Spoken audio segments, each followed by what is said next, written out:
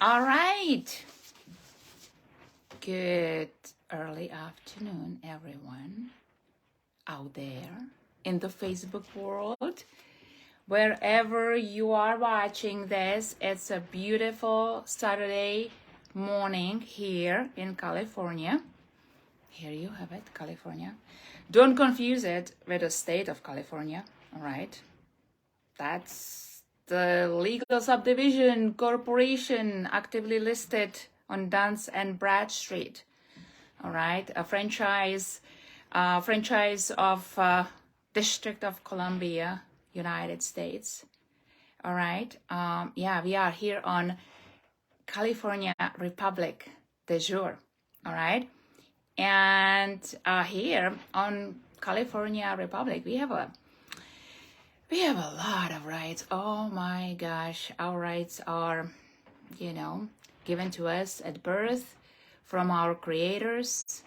And we are the creators of government, right? Of public servants and anyone who wants to serve, right?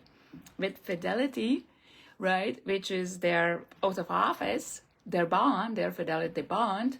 So anyway, welcoming you all. It's a lovely Saturday morning. I'm just waiting for people to tune in. We've been having, as always, a lot of connection problems. So hopefully I will see some beautiful faces here because we have a lot of great stuff to cover. I just wanted to quickly hop on. I was making some posting about the mortgages. So we continue to discuss the mortgage fraud. And if you haven't watched the mortgage fraud part 1, it's posted on YouTube under my channel. It's also here in the, if you scroll on Facebook, on my Facebook page here, it's here. And today I'm going to read to you an affidavit of Walker F. Todd, expert witness for defendants. All right, so I'm just waiting for a moment here. I still don't see that anyone is online, but hopefully people will join in either way.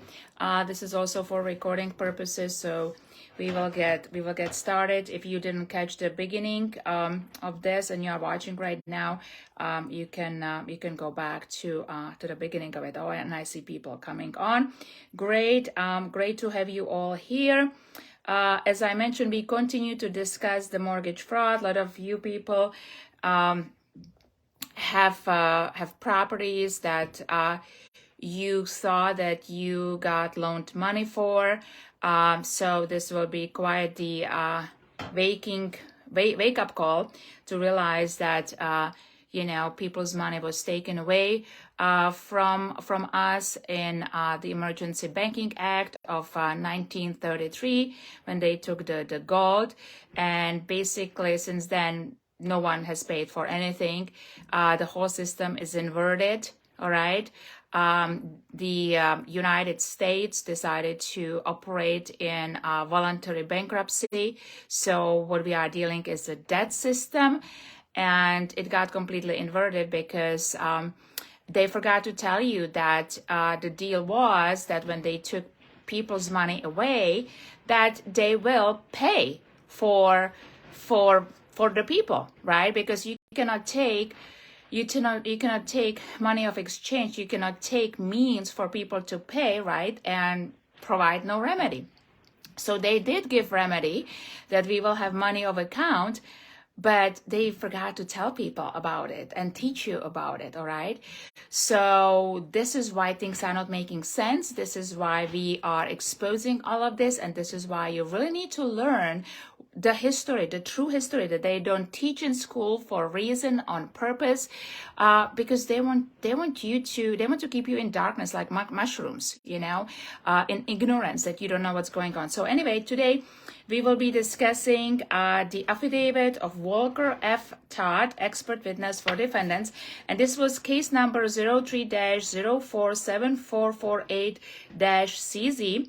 And it was Bank One, who was the plaintiff, versus Harshavarhan Dave and Pratima Dave as defendants, and I think I have a PDF version of this as well, so I will be then posting in the comments. All right, so we are reading an affidavit, sworn affidavit of Walker F. Todd. So now comes the affiant, Walker F. Todd, a citizen of the United States and the state of Ohio, over the age of 21, and declares as follows under penalty of perjury. So, we've been discussing the power of affidavits.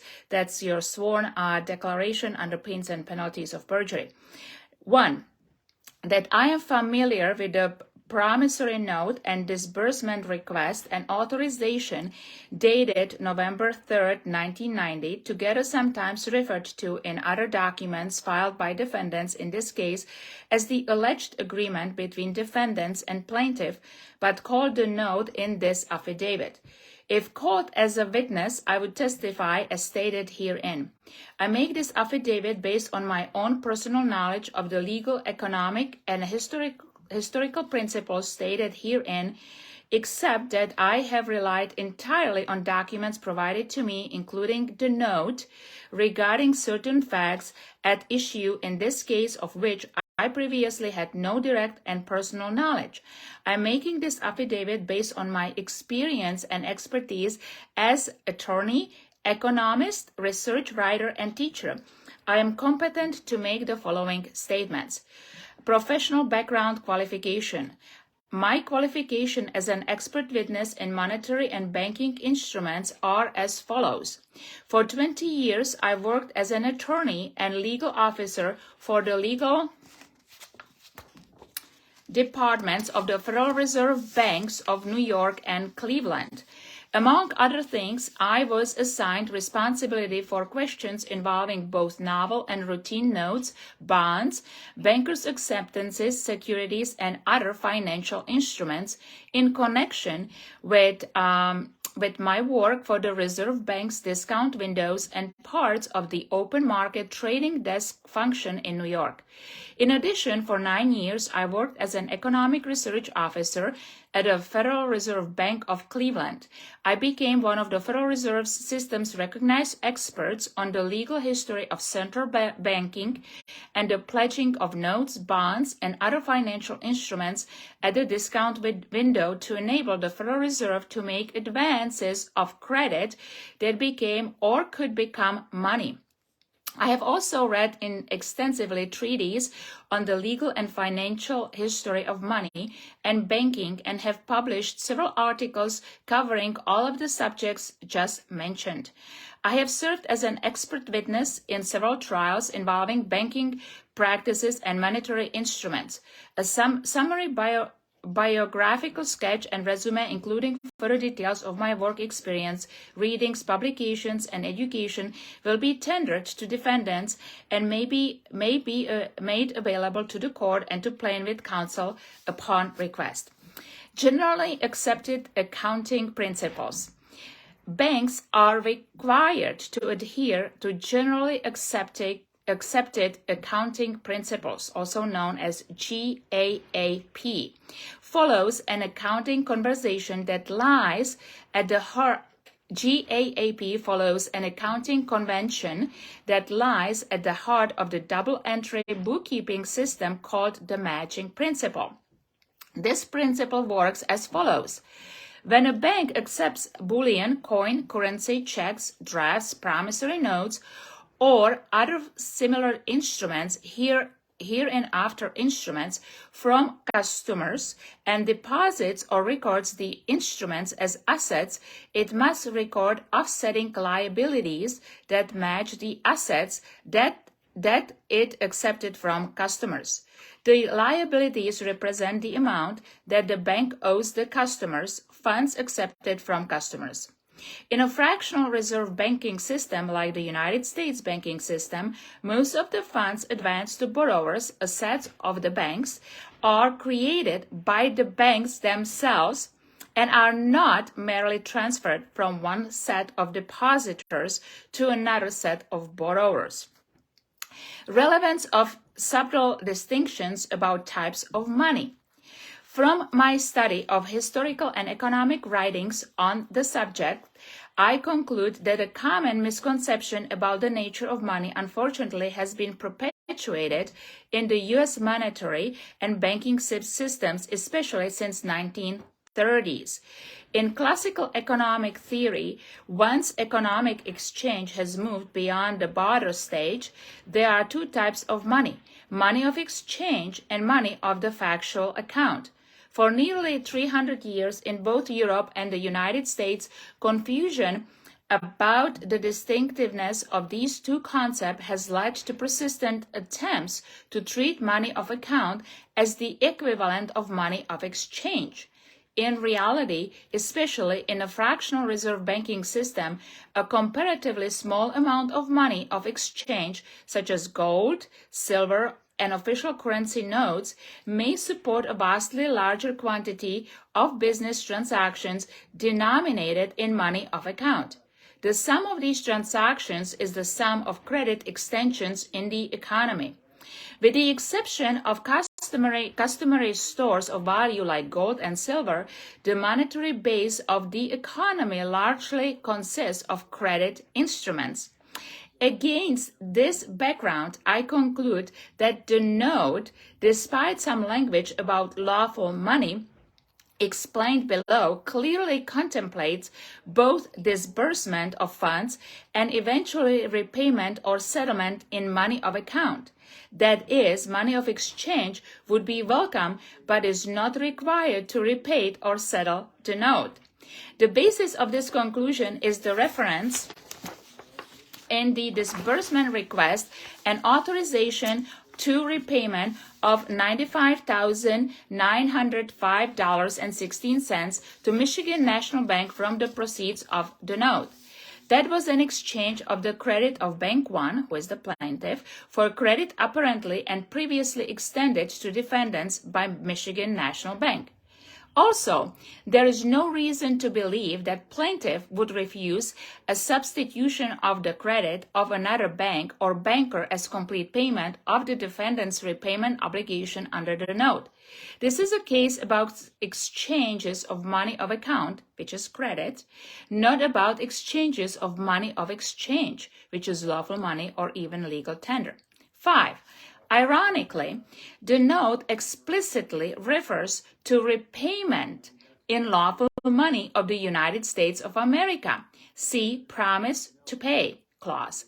Traditionally and legally, Congress defines the phrase lawful money for the United States. Lawful money was the form of money of exchange that the federal government or any state could be required by statute to receive in payment of taxes or other debts. Traditionally, as defined by Congress, lawful money only included gold, silver, and currency notes redeemable for gold or silver on demand. In a banking law context, lawful money was only those forms of money of exchange, the forms just mentioned, plus U.S. bonds and notes redeemable for gold, that constituted the reserves of a national bank prior to 1913, date of creation of the Federal Reserve Banks. See Lawful Money, Webster's New International Dictionary. In light of these facts, I conclude that plaintiff and defendants exchange reciprocal credits involving money of account and not money of exchange. No lawful money was or probably ever would be disbursed by either side in the covered transactions. This conclusion also is consistent with bookkeeping entries that underlie the loan account in dispute in the present case. Moreover, it is puzzling why plaintiff would retain the archaic language lawful money of the United States of America in its otherwise modern-seeming note. It is possible that this language is merely a legacy from the pre-1933 era. Modern credit agreements might include repayment language such as the repayment obligation under this agreement shall continue until payment is received in fully and finally collected funds, which avoids the entire question on in what form of money or credit is the repayment obligation due. 6.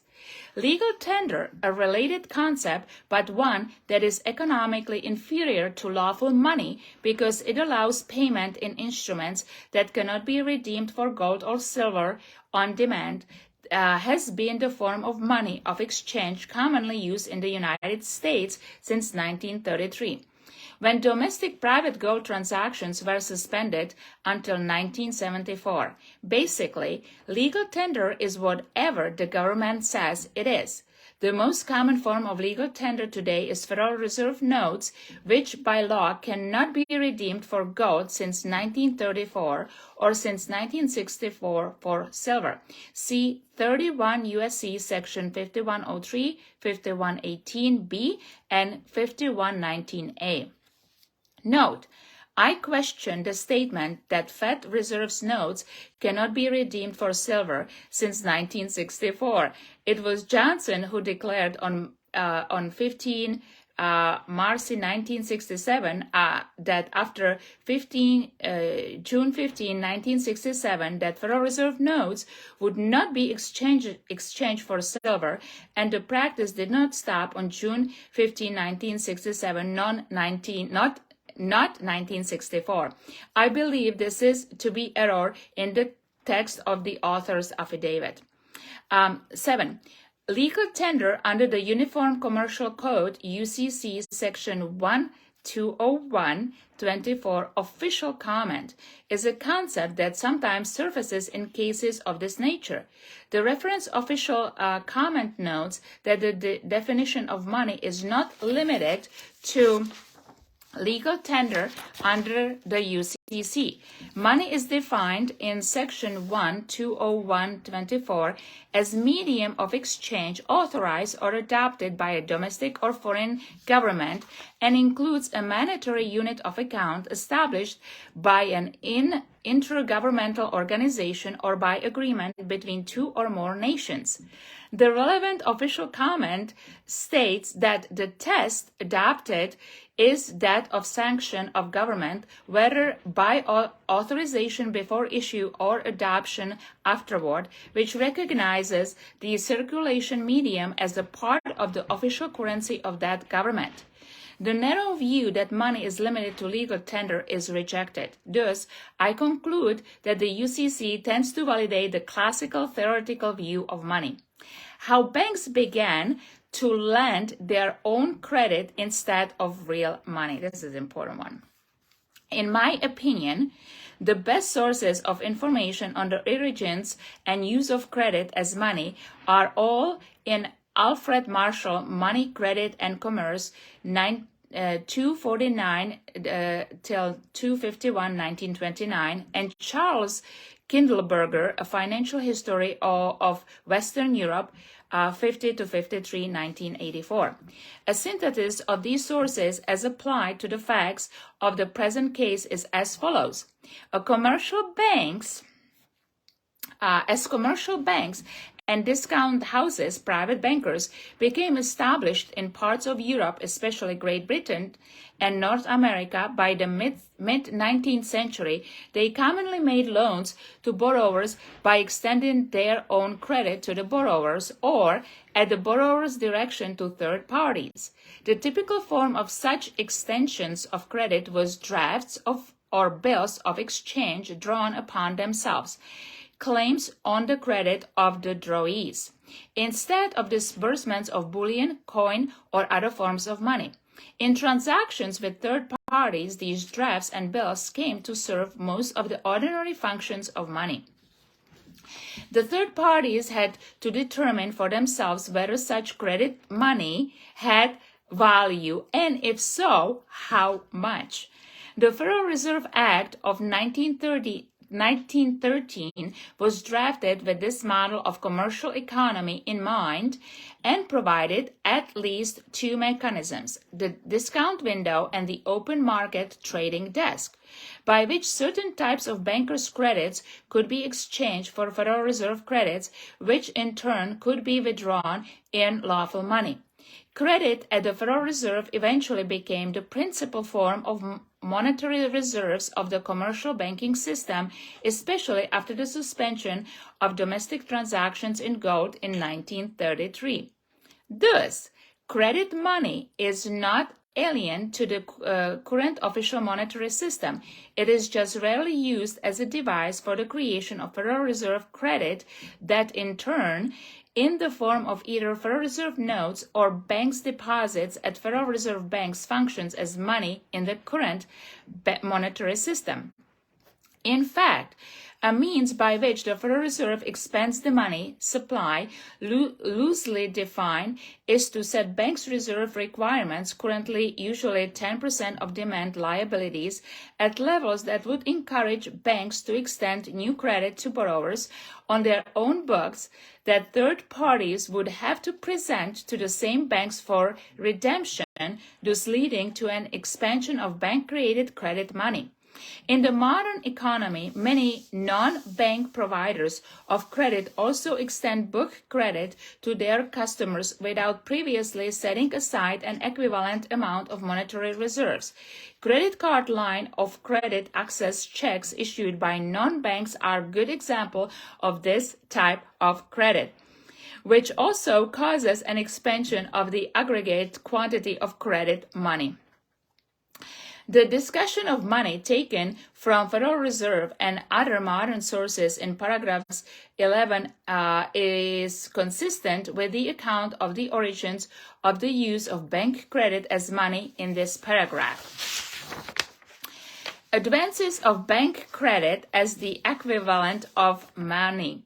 Plaintiff apparently asserts that the defendant signed a promise to pay, such as notes or credit applications, collectively called the note, in exchange for the plaintiff's advance of funds, credit, or some type of money to or on behalf of defendant. However, the bookkeeping entries required by application of GAAP and the Federal Reserve's own writings should trigger close scrutiny of plaintiff's apparent assertions that it lent its funds, credit, or money to or on behalf of defendants, thereby causing them to owe the plaintiff $400,000.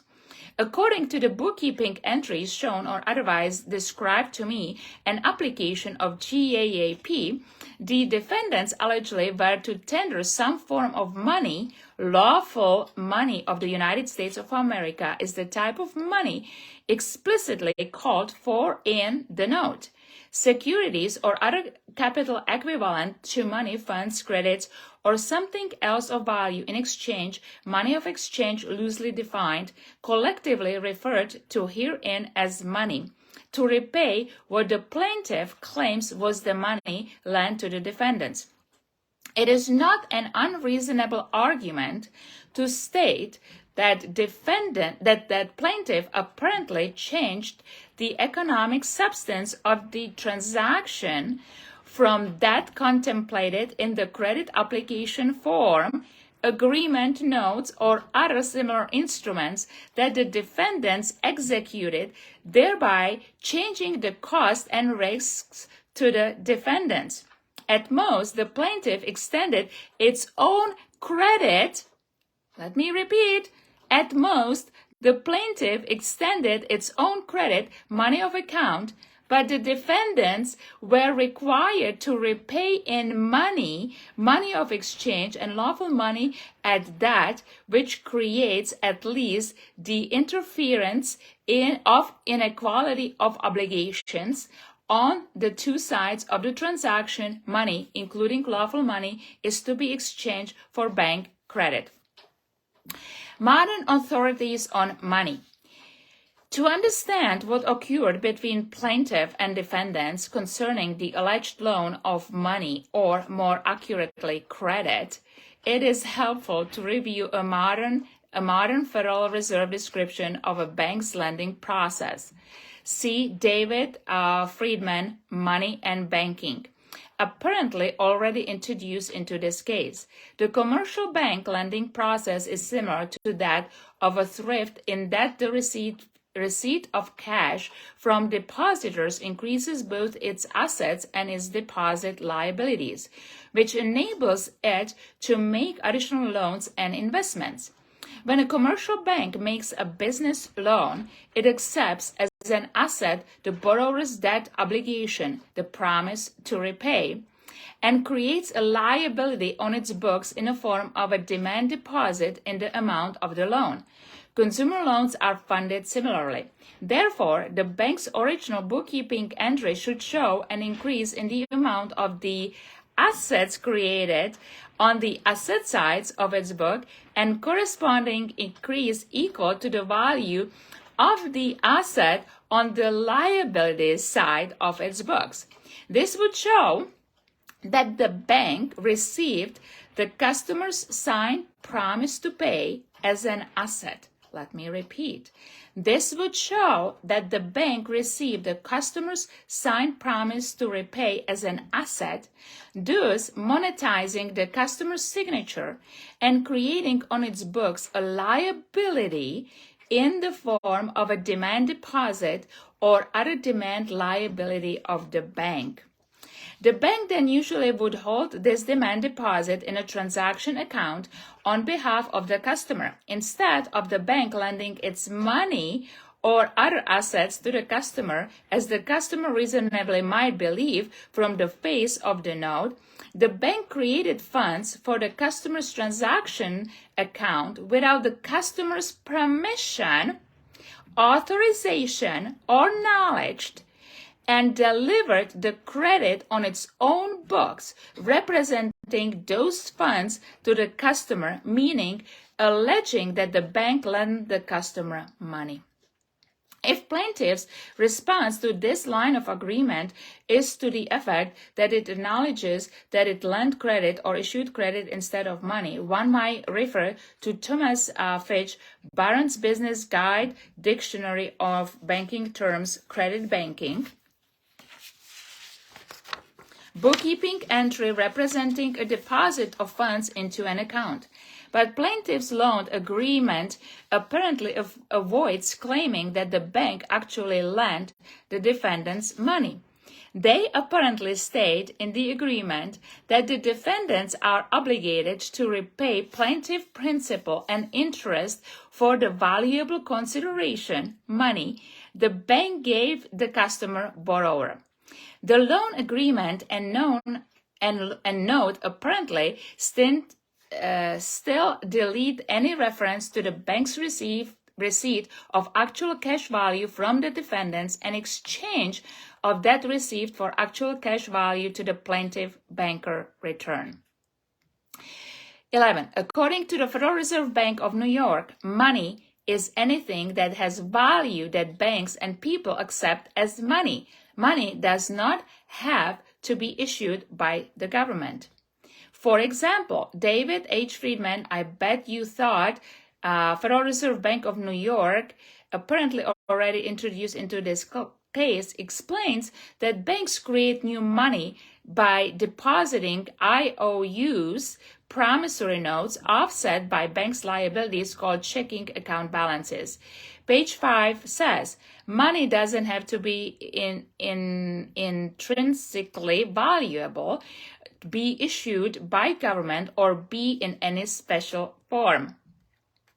The publication Anne-Marie Gonzi, Modern Money Mechanics, 7-33, Federal Reserve Bank of Chicago, June 1992, apparently already introduced into this case, contains standard bookkeeping entries demonstrating that money ordinarily is recorded as a bank asset, while a bank liability is evidence of money that a bank owns.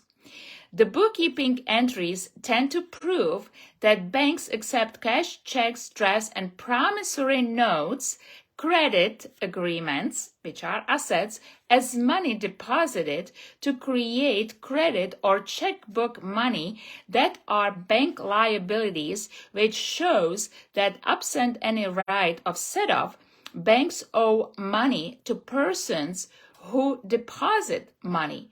Cash, money of exchange, is money, and credit or promissory notes is money of account, become money when banks deposit promissory notes with the intent of treating them like deposit of cash. See 12 U.S.C. Section 1813 L1, definition of deposits under Federal Deposit Insurance Act. The plaintiff acts in the capacity of a lending or banking institution, and the newly issued credit or money is similar or equivalent to a promissory note, which may be treated as a deposit of money when received by the lending bank. Federal Reserve Bank of Dallas publication Money and Banking, page 11, explains that when banks grant loans, they create new money. The new money is created because a new loan becomes a deposit, just like a paycheck does. Modern Money Mechanics, page 6, says, what they, meaning banks, do when they make loans is to accept promissory notes in exchange for credits to the borrower's transaction accounts. The next sentence on the same page explains that the bank's assets and liabilities increase by the amount of the loans. Commentary and summary of argument. Plaintiff apparently accepted the defendant's note and credit application, money of account, in exchange for its own credit, also money of account, and deposited that credit into an account with the defendant's names on the account, as well as apparently issuing its own credit for $95,905.16 to Michigan National Bank for the account of the defendants. One reasonably might argue that the plaintiff recorded the note or credit application as a loan, money of account, from the defendants to the plaintiff, and that the plaintiff then became the borrower of an equivalent amount of money of account from the defendants. Let me repeat. The plaintiff, and that the plaintiff then became the borrower of an equivalent amount of money of account from the defendants. Okay, this is when we are talking about the inverted system, okay? So they switch it. It's a switch. The plaintiff, in fact, never lent any of its own pre-existing money, credit, or assets as considerations to purchase the note or credit agreement from the defendants. All right, this is what we are dealing with. Here you have it right here. It's highlighted, okay, and it's a form of affidavit, all right, by expert witness, all right. So once again, the plaintiff, in fact, never lent, plaintiff meaning the bank, never lent any of its own pre-existing money. Remember, we have no money of exchange, right? Credit or assets as consideration to purchase the note or credit agreement from the defendants, because the credit agreement, the application or the promise to pay is the money. Signed makes it the money, okay?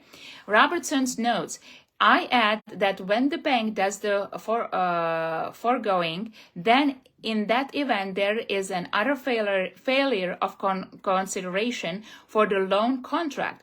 When the plaintiff deposited the defendants $400,000 of newly issued credit into an account, the plaintiff created from $360,000 to $400,000 of new money. This is new money, guys. The nominal principal amount less up to 10% of $40,000 of reserves that the Federal Reserve would require against a demand deposit of this size. The plaintiff received $400,000 of credit or money of account from the defendants as an asset. So the bank received $400,000 of credit or money of account from the defendants as an asset when he signed, okay? When he signed the application, became the note, okay?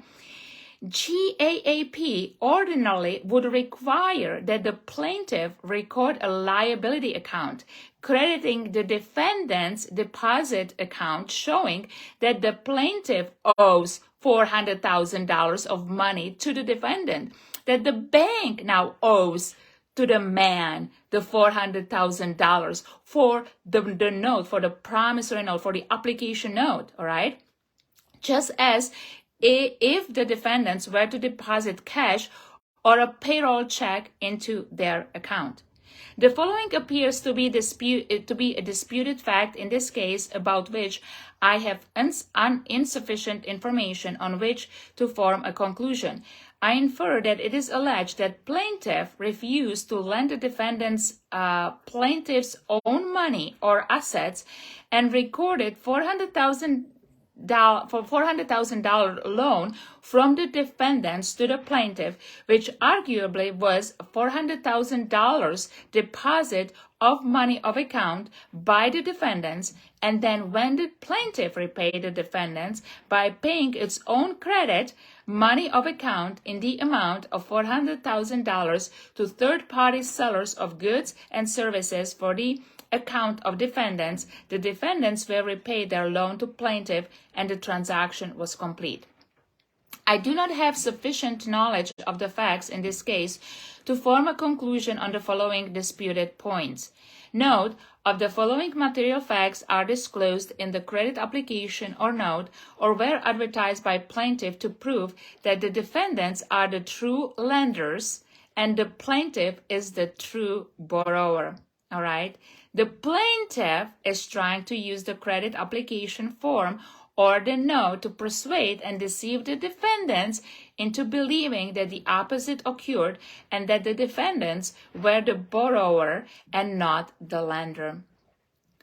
The following point is undisputed. The defendants' loan of their credit to plaintiff, when issued and paid from their deposit or credit account at plaintiff, became money in the Federal Reserve System, subject to a reduction of up to 10% of reserve requirements, as the newly issued credit was paid pursuant to written orders, including checks and wire transfers to sellers of goods and services for the account of defendants. So once again, the bank was the borrower, and the man who signed the application, the note, was the lender, and they switched it. Okay.